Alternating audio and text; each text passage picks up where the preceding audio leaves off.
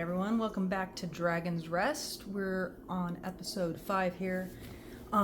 When we last left off, my characters had just arrived to the cursed shipwreck of the Compass Rose, and we're just gonna go ahead and dive right in. Last time I was lacking a little bit on doing the immersion table. Actually, I don't think I did it a single time, so I'm gonna try to incorporate that and focus a little bit more on some of the things that Tom Scott puts in DM Yourself, which is one of the things I'm using to guide along with Mythic Game Master Emulator 2nd edition by Tana Pigeon.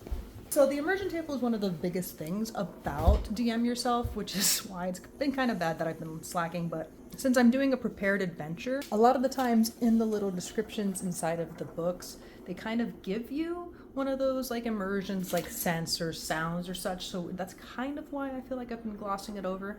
But I do want to try to incorporate it a little bit better and see if I really enjoy that aspect or not. So if like we can just either take it or leave it. I wanted to give it a good try. We're going to be doing that this episode. DM Yourself is a whole ass manual for how to play prepared adventures, and specifically they have talked about D&D 5e type adventures, which is one of the reasons that I wanted to use that one versus other things like the Solo Dungeons Master Guide.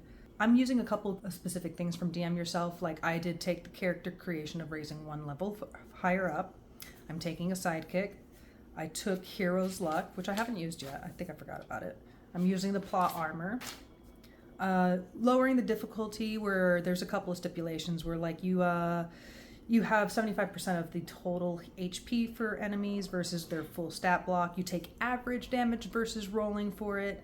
DM Yourself, one of the biggest rules here is that there's no double damage for foes on critical hits, but during this playthrough I decided to keep that because that's when we roll 20s for the enemies. I kind of still want to have that big feeling of like, oh shit, I'm in trouble. In this specific adventure, because it's part of the starter set, there is a stipulation where one of the characters will save the characters if they get destroyed. So obviously there is some kind of like caveat where I won't get destroyed if I don't want to. And I also have a lot of things like Hero's Luck and plot armor and other things to lean into. So I've decided to just go ahead and take the critical hits and see how that goes. In my other playthrough of Planescape, Turn of Fortune's Wheel, I've decided to take that rule where there's no double damage for foes, and that's been working out a little bit better for me in that one because you're more likely to die in that case anyways. Also, one thing I've been really slacking on is the binding behaviors, which is something I have written down for my characters and I've lost, but I kind of have an idea in both of my heads like what they're like. And for Rolo, he's supposed to want to like find treasure and stuff, and I haven't really been doing that. The last place that they had anywhere of treasure, which was a couple episodes ago at the myconid caves, it didn't really feel like a roleplay type of situation where he's going to be kind of taking that aspect on, which I think is why I didn't stick to the binding behaviors of DM Yourself. And I'm probably still going to do that. It's going to make more sense like if he's in a situation where he feels a little bit more safe versus maybe we're on a shipwreck that we know has some sort of issue, but like I'm not sure, like it's kind of like a balance between doing it raw with the rules as written, DM Yourself, and also following just kind of a role play aspect. So I'm kind of playing loosey-goosey with the binding behaviors. But what I do want to do this time, since this is a dungeon that I have built, I want to kind of do the binding behaviors where I decide before I enter a room what I'm going to do inside. So that's one of the aspects of binding behaviors, is besides having set characteristics for my characters, but when I'm about to like prepare to read a section in the manual for the adventure, I have to decide before then what I'll probably do. So it's like, I'm going to open this door and I'm going to look around. If there's anything really obvious, I'm going to obviously inspect it. And if there's a monster, I'm going to prepare for battle. Something like that. That is a binding action. And there's a couple steps where you do before, after, and then after again. So we'll see that process hopefully this time, because I have forgotten to do it every single time. I've been kind of loosey with the DM Yourself and leaning more on Mythic, so I wanted to try this a little bit. Been marking time, which is recommended in DM Yourself, and in my other playthrough for Planescape, it actually helps me guide my adventure along as well. So I have been trying to lean more into doing timekeeping, where there's ticks of everything is 5 minutes. It's in the manual. That's it for DM Yourself, and that's what I'm going to be looking at a little bit more into using today. So my characters, Rolo and Quippy, are arriving here at this cursed shipwreck, as it's known in the manual. I'm not sure if they know that, but they know that there's some kind of issues going on here, and they've been warned that there is like monsters on board. So they know that this is a hostile environment.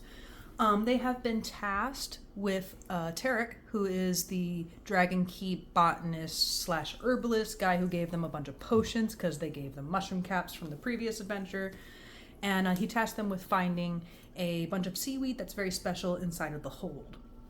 And so what I would like to discuss specifically about that is what I was trying to decide is by using DM Yourself, I actually have done a fairly good job of not spoiling myself on what exactly is happening in the overall story, and I'm not even really sure what's happening on the cursed shipwreck right here, because even though I built a mini based on the map, which I'm going to show you guys here in a bit, I did a pretty good job of, I don't really know what's here and where it is.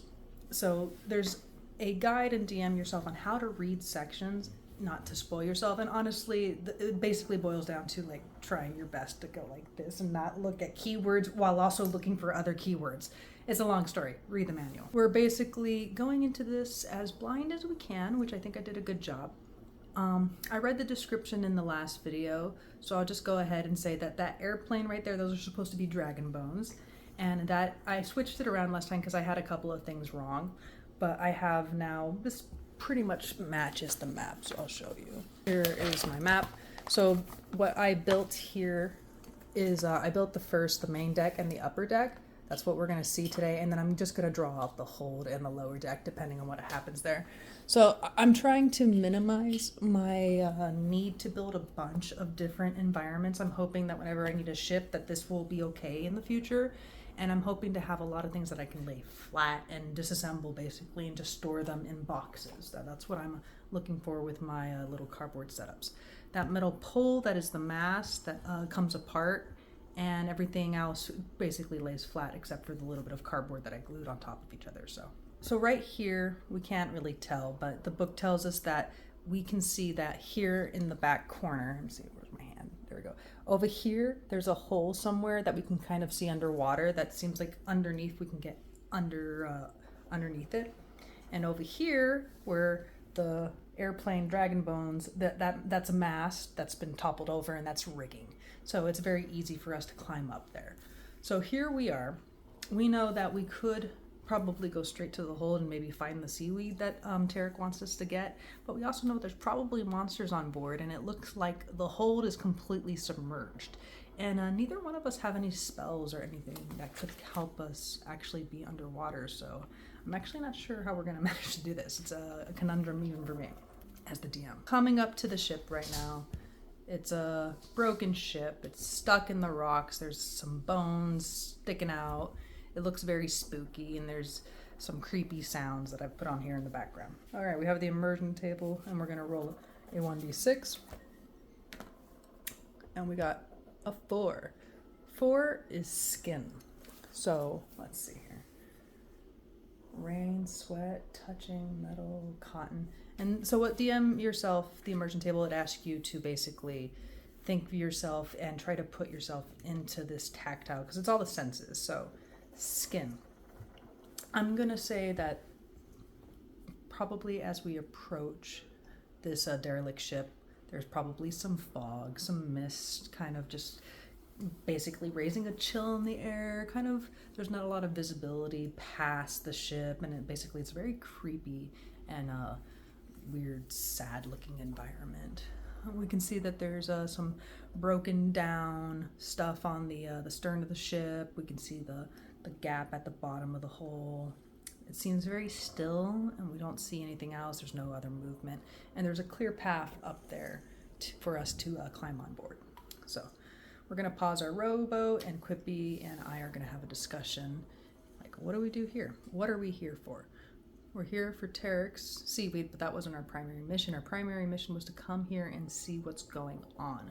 We think that there is some kind of connection to this shipwreck with what happened to the myconid caves, and we're also trying to build rapport with Runara et al. At the keep, because Rolo is trying to figure out where Runara basically stays, because he's been tasked by somebody else to steal from Runara. Runara doesn't know that, but Rolo had been asking questions like, because it's obvious after a little bit of time being spent there that she doesn't seem to have a room when everyone else does. And so when Rolo was trying to ask for that information from some of the other characters, it didn't go well. Runara knows, but she promised that she would let us know more if we came back successfully, because she's also been worried about this ship. And she was actually pretty mad when Quippy asked why she didn't come out here. We rolled a nat 1. That was rough. We're just gonna climb aboard and go slow. Do you see anything? All right. Should we just climb aboard and start poking around? I suppose so. It looks like the hold is completely flooded. I'm not sure how we're gonna go get that seaweed, but maybe there's maybe we can swim in or something. And that's Quippy to Rolo and me to myself, because I'm not sure. This seems scary. We're gonna test the expected scene, which is that we just climb up onto the forecastle, the forecastle. The forecastle, I know what that is. To the forecastle there. We just climb up to the forecastle there and see if that goes well. We're testing the expected scene. Our chaos factor is 4. So we need to roll over that. 6. All right. So yeah, we got the expected scene there. Everything goes fine. We're just going to climb onto the forecastle. So we're on the forecastle, and our adventure booklet says right here that the broken foremast leans out across the broken railing, and a tangle of rigging and tattered canvas trailing down to the rocks and the dragon bones below. A rusted and rotting ballista stands near the broken mast. So I didn't make the ballista. We'll just pretend it's there. Nothing to see here. I'm gonna go ahead and say our characters look out at the rest of the ship and see what we can see. We see the main deck, which is this area right here where there's a staircase leading down. The moldering wood of the deck is slick with algae and seawater. Amid the tangle of rigging, splintered railings, and stray seaweed, you spot boots, bones, and bits of gore that seem considerably more recent than the wreck of the ship. Stairs lead to the upper decks at the fore and aft. And those are the stairs over there. And doors lead into cabins under those decks. The main mast remains intact and mostly upright, topped with a crow's nest overflowing with debris. A staircase near the mast and a large hat to the port side both lead down to the hold. So I was sitting here as the DM trying to decide if I know that there's something up in the crow's nest by having read the adventure, but I didn't know exactly if any of my characters would want to climb it. It is leaning a little bit, but I did remember that Rolo, my rogue, recently leveled up, and he got second story work, and honestly, he's pretty athletic and no, actually, he's got not athletics. He's got a lot of dexterity and stealth. But I mean, he's pretty dexterous. So he's pretty dexterous. So I think, especially with second story work now as an action, I think it would make sense for him to climb it. So that's what we're gonna do. We're gonna go ahead, and Quippy's gonna be like, she's gonna point out the gore and like that's fresh, and she's gonna be like, remember the zombies from the beginning? I wonder if there's more. And we had the very first episode we had an encounter with zombies right when we arrived, so that's what she's referencing. It seems tied with what's happening with the blight, and Quippy's putting some stuff together here. Rolo's gonna be like, yeah, I'm gonna go ahead and climb this thing right here and see what I can see. You stay down here. And yeah, she'll be like, sure. So a rope ladder runs up to the mast of the crow's nest, secure despite the condition of the wreck. Okay. The mast sways alarmingly as the characters climb, and at the top of the 50-foot climb, the characters find that they are leaning out over the water on the port north side of the ship. All right, so I'll just go ahead, and for the fact that I built all of this, I might as well do it. So Rolo climbs up. He's up there. He's checking everything out. He's looking at my messy house, and Quippy's gonna be like, hey, what do you say? And he's like, why are you yelling? You just alerted the entire boat that we're here. And she's like, oh shit. Bad idea. She stops and listens for a second, but nobody comes charging out, but she does quiet down. While he's up there, he sees a nest. Okay, well, Rolo is up there. There is a nest of some sort. I know what it is because the DM, I had to read that section, and now I know exactly what it is.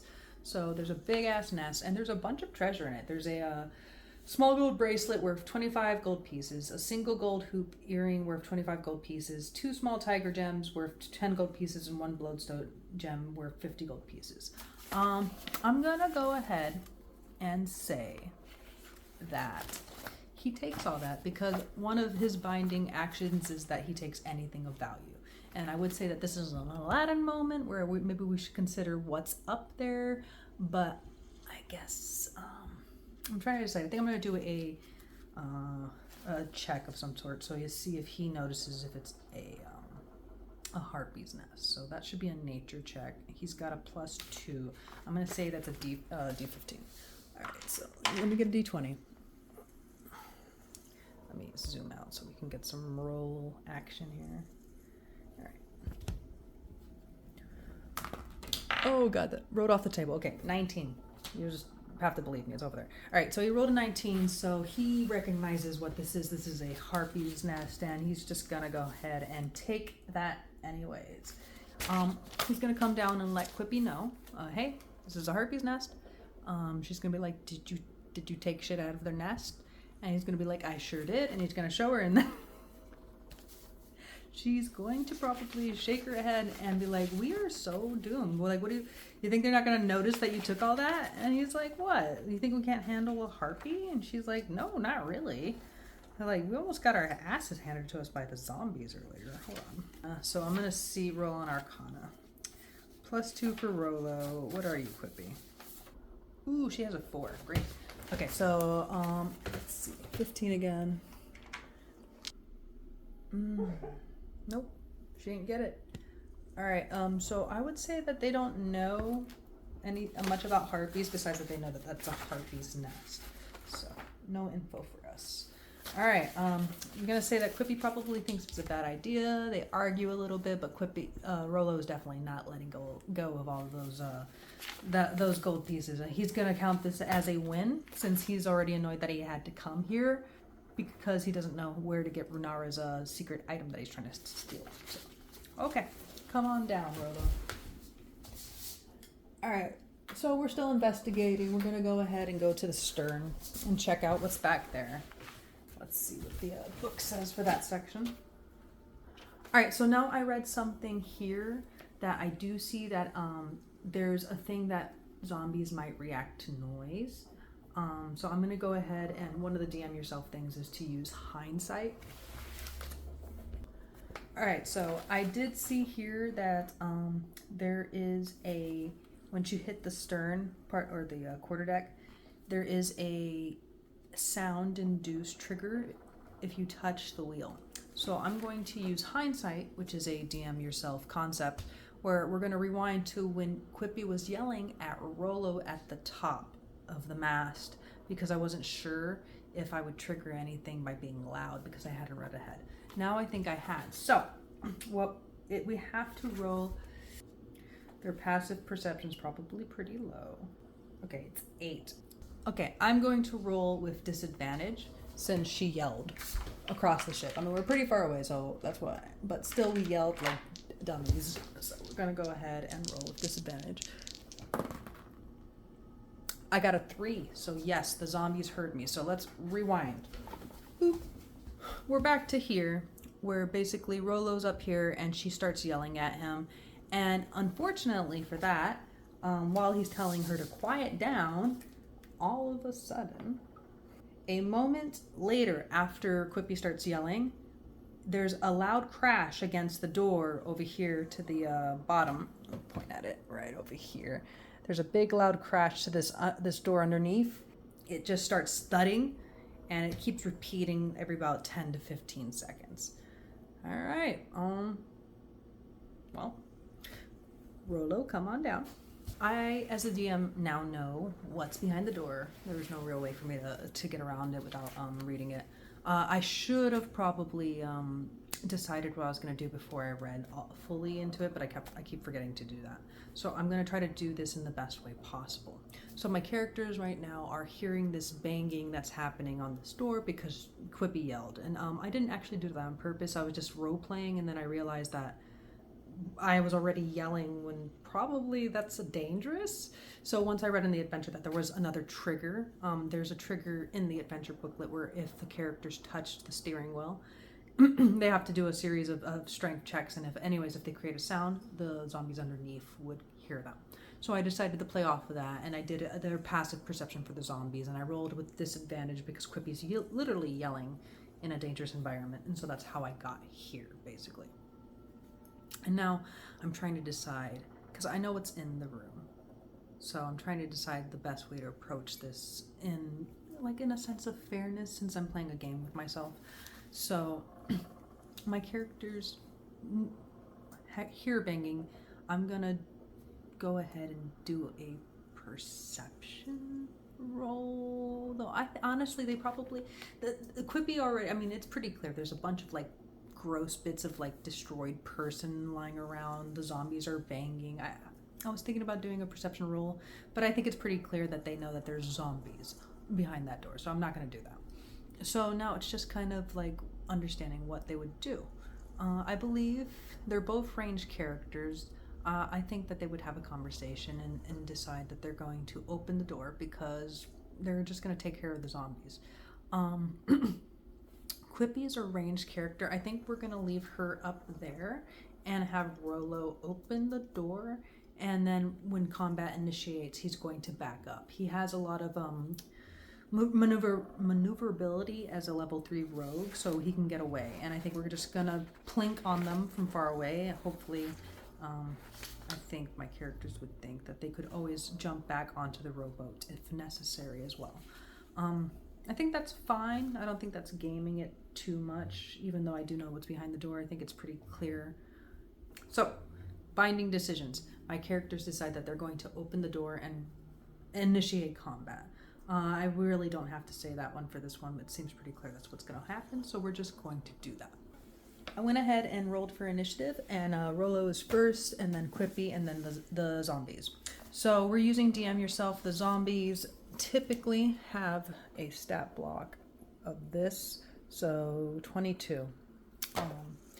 Hey Google, what's 75% of 22? I think it's 18. 75% of 22 is 16.5. All right, so I'm going to round it up to 17.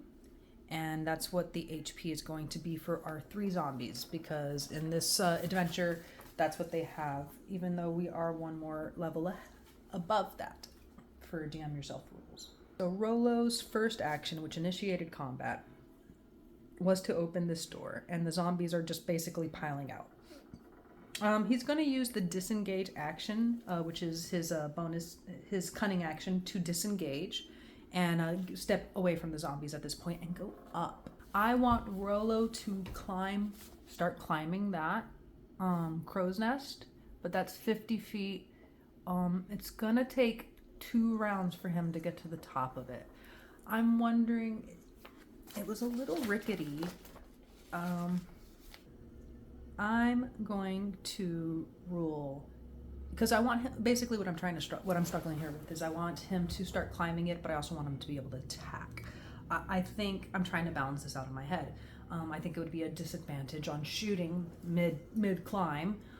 So there's that, and then I also think that honestly it's a risk. It's kind of it's a mast that's falling over while the rope is sturdy. That's still, you're mid climb and trying to shoot your crossbow. Do I have a crossbow or a short bow? It's a short bow. Oh, yeah, that's not possible. Okay. I'm going to use the disengage action, and I'm actually going to put the top back on, because instead of climbing the mast, so these guys are still in that room, but I need to put this back on because Rolo's about to dip out. He's about to climb up here. So Rolo disengages and goes this way. Okay, hold on. Rolo disengages and he backs up and attacks, and then I'm going to use the rest of my movement to go around. Okay, yeah, that's exactly what I'm going to do. All right, so this guy is right here. Go ahead and actually what we can do is we'll move this over here and then just move Rolo up on top of it, and that way we can have everybody back in their positions. Let's see. Rolo attacks the first zombie with the short bow. He gets a 19. So obviously that hits. We're going to do a 1d6 plus piercing. All right, so he hits the first zombie for 5 points of damage. And after that, he finishes his turn by climbing up the stairs right here. And he's going to basically climb over the broken stuff and just be back here in the corner. All right, now it is Quippy's turn. Sacred Flame right on the one right there in the doorway. She's far enough away. And she'll probably... Quippy's going to go ahead and cast Sacred Flame. So, we're going to do a Flame-like Radiance, 1d8. Oh, zombie got a nat 1. There is no ability modifier, but I got a 7, so that works. This guy's was at 12, and so now he's at 5. Zombie number 1 has been pummeled. Between Rolo sticking some arrows in it and then Quippy successfully giving it radiant damage with Sacred Flame, it's rough and it hasn't even managed to get out the door yet. All right, so that's the end of their turn. I'm going to say that Quippy just stays right there, and we're going to have the zombies file out at this point. Their intelligence is very low. I'm going to go ahead and say that they're mostly all going to start just heading towards Quippy, except for once they pile up there at the back. I'm going to move everybody. And once they pile up here at the back, other end of the ship, the third one's going to notice Rolo in the back and maybe go up that way. Or actually, he's pretty hidden, so maybe not. So let me see what that looks like.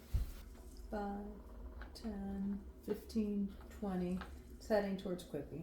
20. I would say that they actually don't see Rolo because he's pretty back on the aft end of the ship here. So I was unable to hide the last time, so I can't take the bonus action of sneak attack. Just rules as written, that doesn't make any sense. But I'm gonna go ahead and shoot my little short bow at the one in the lead that's the most hurt as it's going towards Quippy. Got a 7. I believe I got a +4 on my, +5 now. And I got 5, 6, 7, 8, so 8 points of damage. The first zombie is down. And Rolo manages to get this guy right in the head and he just, off. Goodbye. He is now gonna go ahead and move and use the hide action as well, so he's just gonna be hidden amongst this debris. He's feeling pretty good about the situation as that zombie topples over. It's her turn now. She saw that they really didn't get a lot of speed within that turn, so she's gonna stay the course and just cast Sacred Flame again on the next one. She saw that Rolo already had sneakily disappeared behind something, so she knows that he's doing his little rogue stuff, ninja things. 12. They do not. They got a 5. All right, so that zombie's gonna take 8 once again. Oh, what is that? That is a 4. Zombies' turn. Zombies are not intelligent. I don't think they even realize that Rolo was there, so they're just gonna go ahead and move forward. So 5, 10, 15, 20. 5, 10, 15, 20. All right.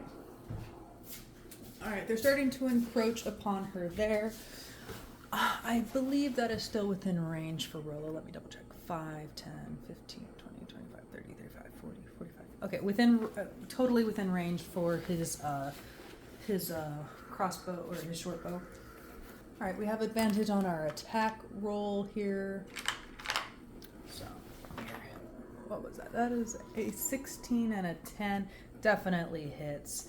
And I get to do a 1d6 plus 3 piercing damage. And I get to deal an extra 2d6 damage too, as long as it's a finesse or ranged weapon. Okay, so 1d6 plus 3. Okay, so 3, so that's 6, and I get to do two more of these. 13 points of damage. Is that thing down? That thing is down. Wow. All right, Rolo unleashes a barrage of arrows into this first zombie's face and just knocks him straight off the boat as well. He's feeling quite cocky and sure of himself, and he just maintains where he is and goes back into hide. And Quippy, it's Quippy's turn now. She's gonna go ahead and cast radiant damage on this last one and then move out of his way. So, all right, 17, that definitely hits. Ugh, she only got a 1 though. Okay, so that's only 16, and she's gonna Now just get out of the zombie's way. 15. All right, so she's pausing right here, and now it's the zombie's turn. It's gonna go 5, 10, 15. Oh, oops. I'm gonna move my little rowboat out of the way. She's just gonna stay and maintain straight ahead of him, and basically teasing the zombie at this point. All right, Rolo. It is Rolo's turn again, and we're just basically have advantage. I think we're probably just gonna annihilate this guy. Yeah, we got a 19 and all of his dice at the same time here. And that's +6, so, or +3, so that's 6, 7, 8, 9, 10, 11, 12. That is 12 points of damage on our friend right here in the front. Shambler only has 4 HP left. All right, let's see if she can hit him. He's gonna do a saving throw. Oh, okay. Quippy misses and does not hit him this time, so she's just gonna back up. 5, 10, 15, 20, 25, 30. All right, and then he's gonna follow 5, 10, 15, 20. Basically going around the ship at this point. It is Rolo's turn. He's got advantage. He's doing the same thing where he's just staying and hiding, and the zombie has no idea where it's even getting attacked from. Obviously that hits, and this is gonna take the zombie out. All right, so to finish the battle, Rolo winds up his crossbow and pops out of the debris that he's been hiding into the back as Quippy comes up the staircase and releases a double barrage once again, and both arrows puncture the zombie straight in the flesh, right in the eye, and the last one topples overboard and falls into the water. All right, battle over. We managed to use no spell slots. That was actually pretty easy, just having the zombies chase us around the ship. My characters are going to be pretty proud of themselves at this point. And so now that we're going to be using DM yourself rules, we're trying to do binding decisions. I'm going to decide before I continue forward that now that we have this room here underneath of us just open, we're going to go ahead and see.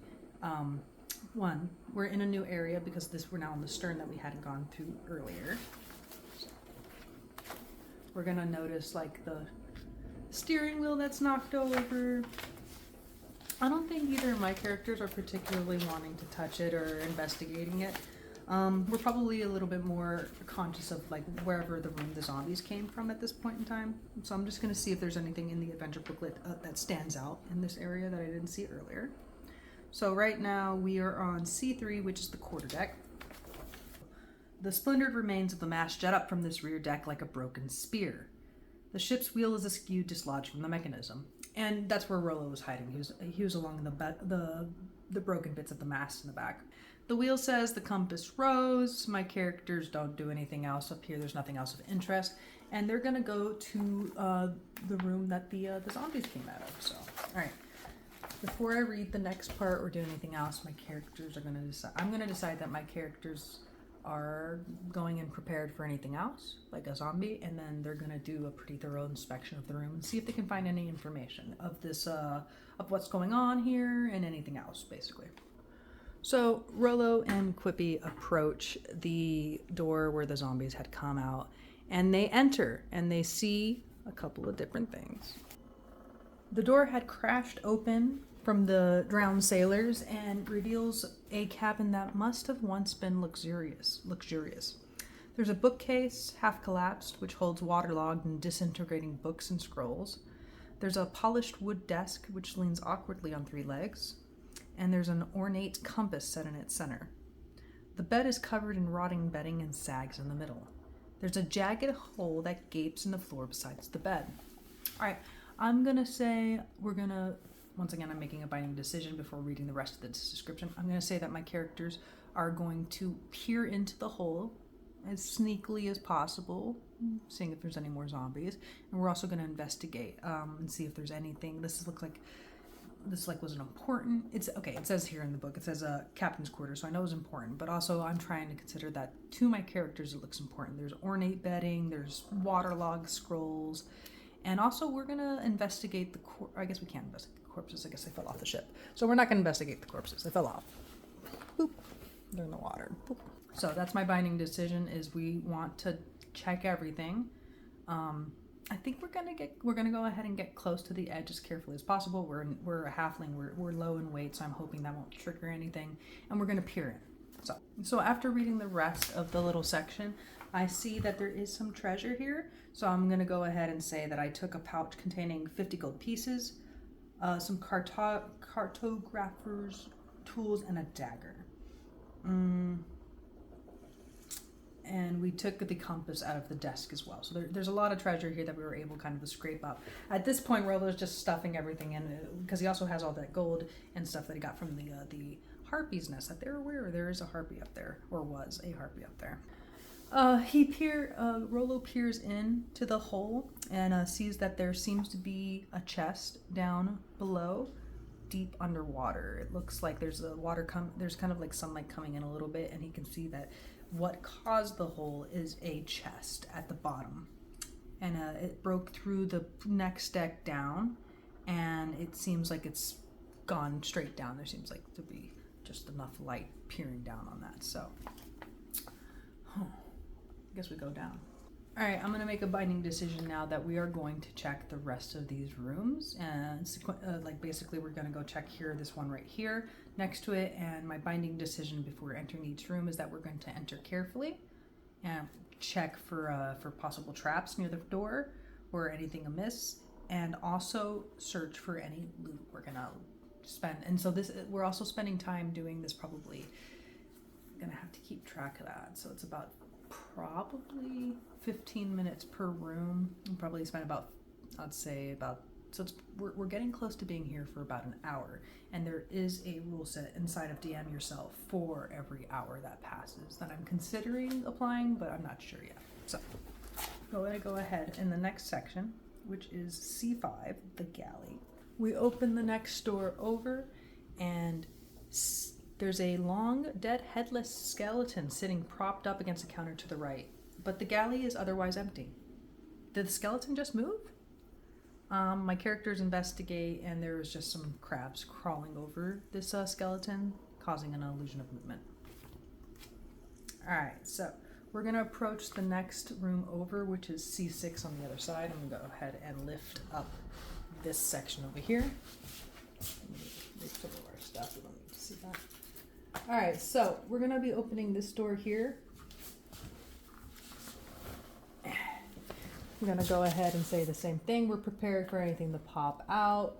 I'm actually going to say that my character is going to stay back, and we're going to maintain this kind of distance, so Rolo can run away if necessary.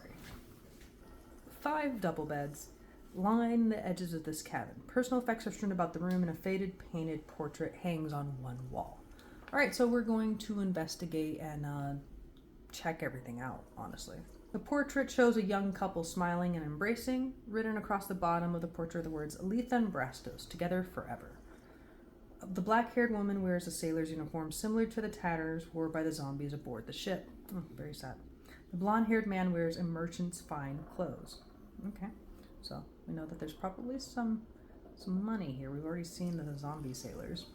Typically, how this would work in Dungeons and Dragons is that your characters would ask for a perception check, right? And then you're rolling them all the time, so you're not giving away sections that you don't have anything to give away. I'm just that's kind of how the binding decisions work in DM yourself, is that I've made the binding decision for this dungeon that my characters are going to be thoroughly checking each room. And that is, I think now, after I clear this first level, I'm going to trigger, I'm gonna have to go look at it, but DM yourself has some kind of trigger where you roll to see if there is a encounter, and I'll start doing that. And that kind of puts a little pressure on you, that maybe if you start getting to a lot of battles and you've been in a dungeon too long, and it also discourages short rests. So that's what the elements of gameplay I think I'm going to be start leading to, because I don't want this just to be completely easy for me either. I don't want it to be a walk in the park. All right, so we're close to an hour being here, so we're gonna go ahead and search this room, and I think it'll be an hour after that. Perception check for this one, which is a 10, and Rolo's the one searching, so And that's another thing, is that my other character is not as interested unless she sees something magical. So she's kind of like idly looking around. I have passed that perception check, so now I will read it. A character who searches the cabin succeeds on a DC 10 perception check notices a floorboard in the middle of the room that is raised slightly above its neighbor. Okay. I have to... I just read a thing that it basically spoiled it a little bit for me, that I read the whole thing that is a trap. Noticing it and then touching it is a trap. So I don't have anything set up for Rolo to be like, would I have immediately touched that or not? Rolo's a pretty experienced thief. He was already looking for traps, so I'm going to say that if he noticed that, he would not have immediately triggered it. I'm gonna go ahead and say, what do we have? We have a short sword. I'm gonna say that Rolo would lift it up with his short sword, so he's still pretty close to it. The attack bonus is a +5. I'm gonna drop that down a little bit, and it's a +3 just to make it a little bit more fair. So he's still kind of close, and that's how we're gonna do that. So we did trigger a trap. He got a +5 to hit. Okay, no, that totally misses me. So thankfully that misses. We rolled a 3, and it was a +3, so that whooshes right past Rolo. Thankfully the dart misses. I have to decide how I do that binding in the future. I guess he's always going to be kind of semi-cautious like that. All right, so once the trap is triggered, it does not trigger again unless a character resets it. Oh, okay. Wow, we got a bunch of gold now. We are floating in money. We got 200 gold pieces. Now we're just swimming in money. I'm gonna say that they look at each other at this point and be like, why is there so much cash and jewels just lying around here? Is this a trap? It's like, what's going on? And Quippy's gonna probably be like, well, we're probably just the first ones to have gone through this wreck, honestly. So there may be even more things below. And whoa, Rolo's gonna be like, ding, ding, ding. He's got gold pieces right here. Fucking like the cartoon Augas. He might already be forgetting that he was here for something else. And he is actually pretty thrilled to continue. All right, he's pretty much, I think, a new binding decision is that he's going to spend as much time as necessary searching this place. So we are definitely at an hour for having been down here. I think I've written it down. Okay, so we're going to use the DM yourself time passes check, where we roll a d20, where 1 through 15, nothing happens. 16 through 18, there's a disadvantage on next surprise check or initiative roll. And 19 through 20, there's a wandering monster, so there's an opportunity to have more combat. So we're going to go ahead and do that. D20. All right, I rolled a 9. Nothing happens. Rolo, you can keep checking. So since we're doing a pretty thorough check of each room, we're going to spend 15 minutes in each one. We're going on to the next section. The mess hall, C5. All right, the mess hall. Open that one up. Rolo's investigating everything. After having seen the dart trap, I think he's going to be a little bit more careful and maybe use a stick or a floor, or anything that he can find that is of long reach, even maybe going back outside to get a piece of the mast if necessary, to poke things at this point, which is why we're taking so long. Okay, so in the mess hall, which is the next door over, a long table takes up most of this cabin, which must have served as a mess hall. The decaying chairs are scattered about, and broken glass and crockery litter the floor. There's nothing of interest to find here. We'll spend 15 minutes looking really hard, though. All right, so we're going to go down a level. Our map. So now say goodbye to this piece. Goodbye. All right, it's been multiple hours since the last time I played, and I don't remember what's happening besides that I was going down into the hold.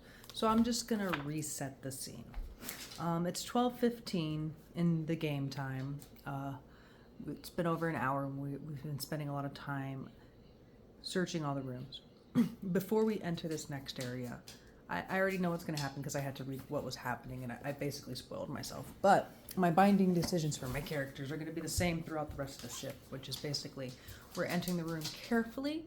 We're obviously, if there's creatures, we're going to have a battle, and then we're checking for traps and doing a thorough search for anything that looks valuable at this point, especially because Rolo is completely like triggered and he's in full rogue mode, trying to like get sticky fingers on everything. So we enter this next area and we immediately see some zombies. All right, so the descent to the lower deck is chilly, wet, and unsettling. Seawater obscures the floor and sloshes against the hull. Decaying crates and barrels are scattered around. Some are floating freely and others are stacked into corners. You hear splashing as a walking corpse lumbers towards you, wading in water that doesn't quite reach its knees. All right, so we can see in this area, we're on the staircase. We're on the staircase right here. It's Rolo in front. There's zombies all around. And in this area, it's clear that there's a lot of water that's up to the knees, so it's going to be difficult terrain, basically. All right, so in the starter rule set, it says in difficult terrain, every foot of movement in difficult terrain costs 1 extra foot. So I'm going to assume that also means for the zombies as well. So basically, we are all halved. I'll round up for things that are even. I also just realized that I had the screen swapped around, so let's zoom in on the action there. Make myself smaller, my apologies. All right. You will notice that in the background here on the left side, there's some other monster. And that's because, since I already read ahead, there's a ghoul down here that the characters don't know about, and I went ahead and just hid him behind some things since I went ahead and I had spoiled myself, so I know he's there. Gonna go ahead and just trigger him when we get a little bit closer, and I'm just gonna pretend my characters don't know he's there, and I would play as I would otherwise. And I've already decided ahead of time that they're gonna be so they're gonna be paying attention so much to these guys that they're gonna be surprised. They're not gonna see that guy sneaking in. So I'm gonna go ahead and roll him into the initiative right at the start, and then he can just slide in at that point. Well, I'm not really sure how to add him into the initiative. There's a lot of debris down here. But there's not a lot of debris like in the middle. It's mostly backed up against the walls. There is a pole right there, but I can clearly see that they're probably gonna want to go back towards where the ghoul is already as soon as they start fighting. So Rolo's gonna go ahead and immediately take an attack on the closest zombie that's coming directly there in the middle. So right there, that guy is gonna attack. What was that? 15, that definitely hits. So we're doing a 1d6 plus 3. Ugh. Barely hit him. So 4 damage. All right, 4 damage. All right, so he's gonna say, "Hey, I'm gonna hide so I can get a sneak attack on him." And Quippy's gonna be like, "All right, do what you gotta do. Hopefully we can take these guys out pretty quickly, same as before." All right, so Rolo's gonna just move right behind here, and he is going to use his cunning action to hide. Now Quippy's turn. Quippy is going to do Sacred Flame. She thinks that this is still pretty standard. So we're gonna do, they have to do a 12. They have to do a saving throw. Wisdom saving throw. They got 2. They did not. So now we can do a 1d8. Bring my box here a little closer. She got a 6, and so she's also going to target that same zombie there in the front. Yeah, their movement's really reduced. So, but she's going to say, well, they're really reduced too. So she's probably just going to back up a little bit. That's what I would say. She says she's going to yell, "I'm going to draw them back over towards this back corner over here, so you can start picking them off, and then I'll come towards you when they get closer." And she does that. So she's actually going to get, unfortunately, closer to the ghoul right there. I'm going to go ahead and roll and see where the ghoul is in initiative. That's what I should have done at the beginning, actually. All right, it's got an 8. No matter what, that's going to be in between the zombies and Quippy. So it's going to be in turn next time. I'm going to go ahead. So they still don't know that the ghoul is there. It's biding its time. Quippy, that's the end of her turn, and now it's the ghoul's turn. I think he's within range to do some damage, and he wants to do his claw action. Unfortunately for Quippy, right as she braces herself, this ghoul comes up behind her and tries to claw her. So let's. All right, we got a 15. Yes, that definitely hits. All right. Oh, this is bogus. Look. So if the target is a creature other than alpha or undead, it must succeed a DC 10 Constitution saving throw or be paralyzed for 1 minute. All right. So it hit Quippy for 7 damage no matter what. So let's. Oh, that's a lot. Ouch. Damn. Okay. Ow. And she has to do a Constitution saving throw? This is going to be a rough battle already. Okay. So she has to get above a D10. And what is my modifier for Constitution? I don't have one. I just have to beat a DC 10. Oh, God. So I think I'm going to use the DM Yourself Hero's Luck, which is 3 times daily. You can roll an additional D20 on an attack roll, saving roll, ability check, saving throw against an attack roll after the roll but before the results. I'm going to roll a D10 again. I think that's how this works. And I'm using up one of my dailies. All right. I got a 6 again. This is really gonna mess me up. I'm gonna do it again. All right. 13. Okay. Done. I've used up 2 of my hero's lucks for the day because Quippy getting paralyzed right now would probably just kill us, honestly. All right. I think I've used that up hopefully well. Okay. So Quippy manages to not get paralyzed, but she got hit by this guy. It is now our turn. Thankfully, since we're stuck in the water, we have a little bit of space to do something about it. Also, Rolo successfully hid behind that debris right here, so he can still sneak attack against this golem, which is what he's gonna do.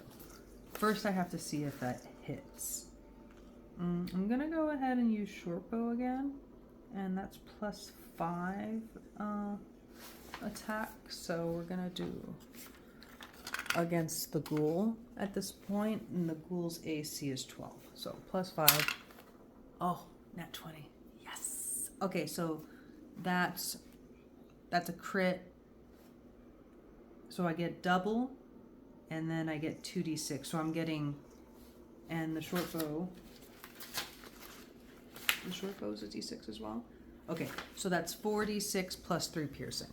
That's a lot of d6s. Fantastic. This is a fantastic roll. Oh, yeah, it was totally worth it to use that hero's luck. Okay, all right. See, that was quite a shift. I also am a little bit worried still because I think we're only halfway through this boat, and I'm already was going to have a really, really rough time with being paralyzed and my 2 characters. It does seem that being the 1 level up is a lot better now, because the very first adventure when I had the zombies when I was level 2 was really rough, but I do have a lot more benefits now that I'm level 3. And technically this adventure is written for a party of level 2, but for 4 to 5. So that's why this is there's the balancing that's done with DM Yourself. All right, so 4d6 is what I get to roll +3, and for damage. Not terrible, not terrible. All right, so all right, so 15 points of damage on the ghoul. Oh, I didn't do their health. 15. I think that's the same as the zombies. So they're 17. So I just did 15 points of damage. I almost killed them in that big old hit. That was pretty cool. Rolo, kick ass. All right. So let me do a quick little notation, and then I will roleplay that. The ghoul claws into Quippy. She manages to escape being paralyzed. Rolo whips around from where he was behind the staircase to attack the zombies from hiding, and immediately, through this rush to protect Quippy, manages to unleash not only 1, not 2, but 3 and 4 arrows in rapid succession that just plummet into this guy. They just get one in his forehead, one in his eyeball, one's in his chest, the other one's in the chest as well. And it is hurting. This thing kind of like yowls in pain, completely taken by surprise by the disparage that we unleash on it. And it is now Quippy's turn. Quippy is hurt from being manhandled by the ghoul. She looks to Rolo and says, "That's what I'm talking about." And this is referencing the past battles that they've had, that Rolo's had to run away a few times. So she's already hurt, but she's managed. She's impressed. She's impressed with the damage that he definitely caused there. All right, Quippy. Oh, what is that? 13. It beats Quippy. Shit. All right.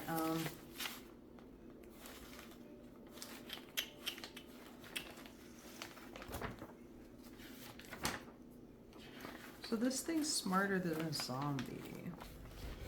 I do not want to invoke an attack of opportunity. In DM yourself, using a potion is a bonus action, so I'm going to go ahead and do that. So we're going to go ahead and roll, which I think it's 2d4 for the potion, but I'll double check that right here.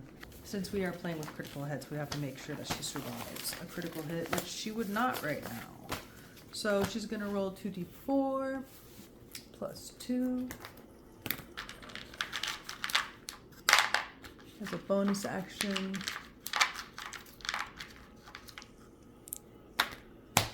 So she gains back 6 hit points, and that puts her at... We're not going to invoke an attack of opportunity. The thing's pretty hurt, so it should be trying to run away at this point. I'm going to see how smart it is. It's not really dumb. So at this point it's desperate, so it's going to do a claw attack again, trying to paralyze, because that way it has more chance of getting away. So it's going to do a claw attack. 4, I do believe, yeah, that hits. Okay, so 7 again, and a Constitution saving throw. We have to beat 10. We got 11? Is that 11? Yes, okay, so thankfully we do not get frozen or paralyzed, but we do get hit once again, 7 points. It is now the ghoul's turn. No, it hit us for 7. It is now the zombie's turn, and they're just gonna keep coming. So we're gonna get, this guy's gonna go move very fast, but they're plodding along. All right, it is now Rolo's turn again. What is that? Is that a 7? Okay, it does hit, so that's good. We're gonna get to roll 3d6 plus 3. All right, 3d6 plus 3. Okay, yeah, well, I don't know what I'm trying to count. This thing's dead. Woohoo! Rolo's gonna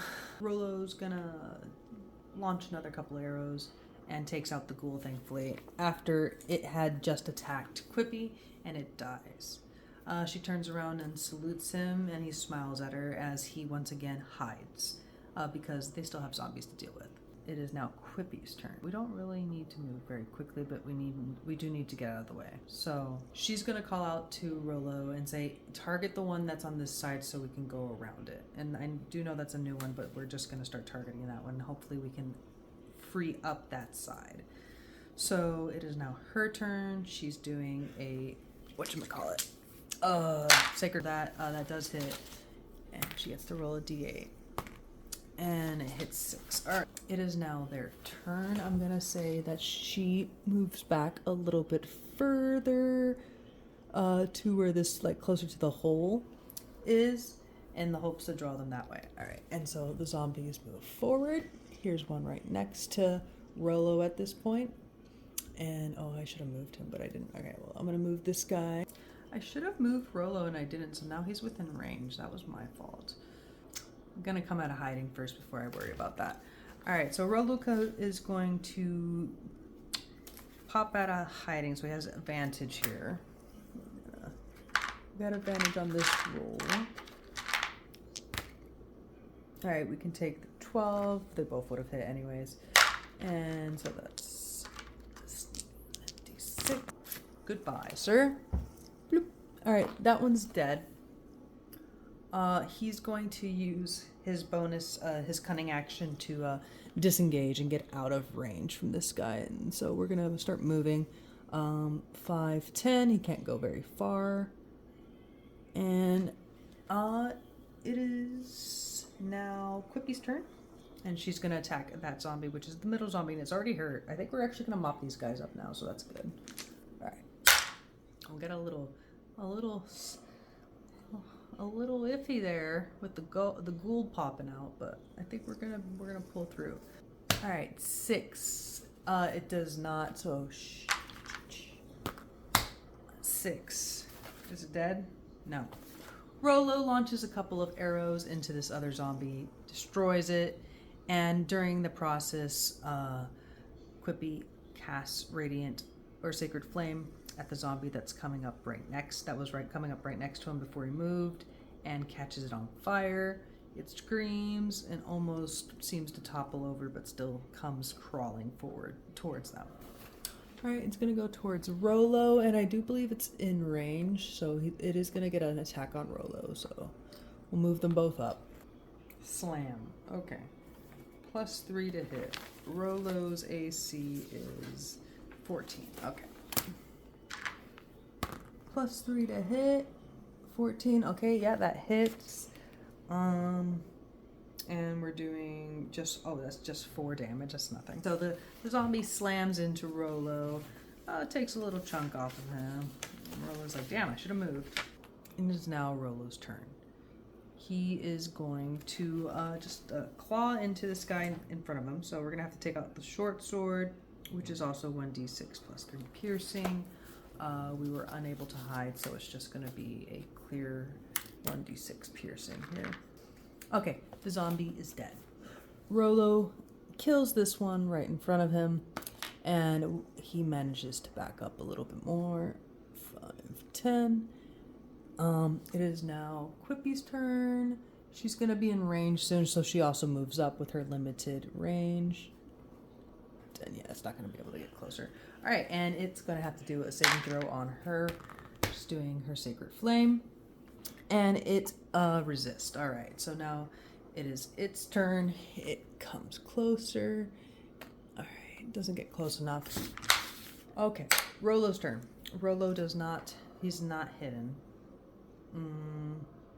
He's going to go ahead and just attack. So that's 6, 4.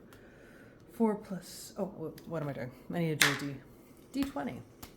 Oh, hey, I got a D20. All right, so that's double attack. So that's +6 because it's 2, and it's 2 die. All right, 13 points. Did I kill this last one? I did not. Okay, close though. We're gonna go ahead and move over a little bit. So 5, 10, and it is now Quippy's turn. Oh, she might not be able to get out of range at this point. Hopefully this hits. So she's gonna roll. It's gonna roll. It does not succeed. It's throw. She gets a hit. She gets 5 hit points. This guy is dead. All right. Battle completed with only using one health potion, I believe. We mop up the battlefield. We're gonna use a hit die for our characters, I believe. 1d8. That was so cheap. I got 1 health point back. All right, whatever. Let's see. Quippy is also going to roll a hit die. So she has more than me. She has 3, and she got 5 back. All right, so that's fine. We'll just leave it there. All right, so my characters are gonna thoroughly search this room. There is some treasure in a crate that we could get into with a crowbar or something else, but I'm gonna go ahead and say that my characters didn't bother with searching the rotten crates. There's nothing. I don't feel like that's necessary. I already got a lot of other gold and things, and I don't really want to be down here much longer. So we'll say that battle took another 15 minutes. It's currently now about noon 30. So I need to decide what I'm gonna do before we enter the next area. It's only accessible through either the hole in the back or the staircase, but it is completely underneath the water. Neither of my characters are water-breathing creatures, or they don't have a spell of breathing underwater or anything like that. So we're going to have a decision here. They know that there's two things in the hold. Seaweed that Tarak wants them to grab, which I'll probably just say that they find while they're down there. And also maybe a clue, and at the very minimum, that chest, because when they were up the couple of levels, they saw that there was a chest down there.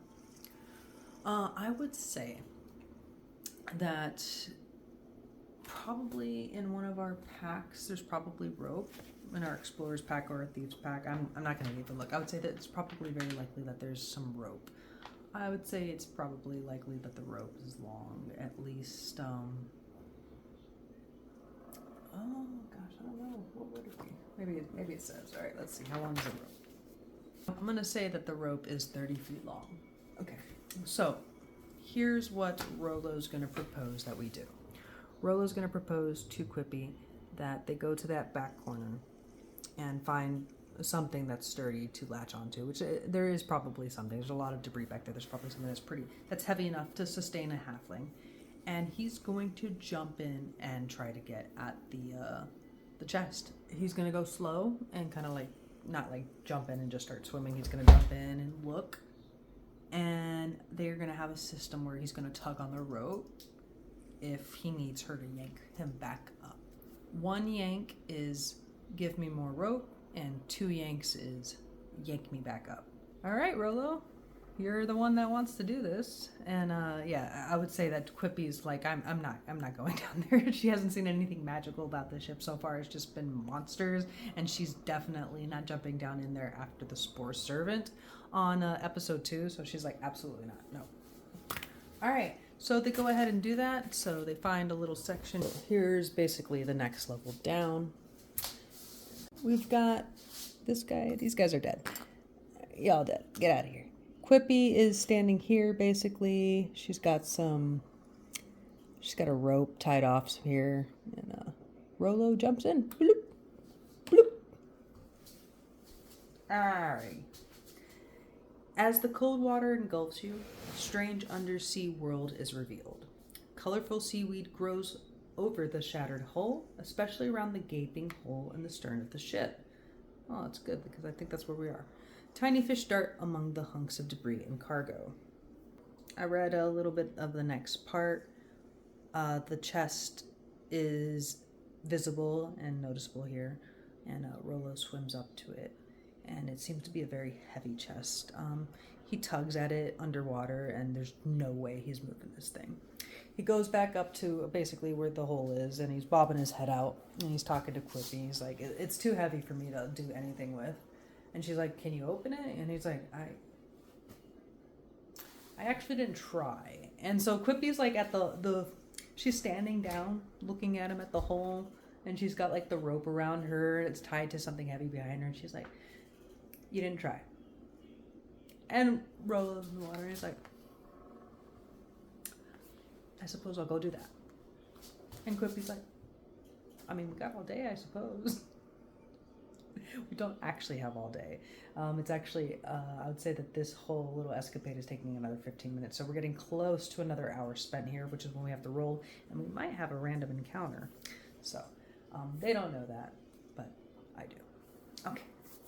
And so Rolo swims back down, and he tries to open the chest, and the chest opens.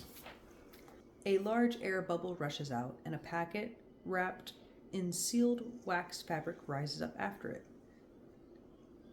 There's also a pouch containing some money and some stones, as well as some boots.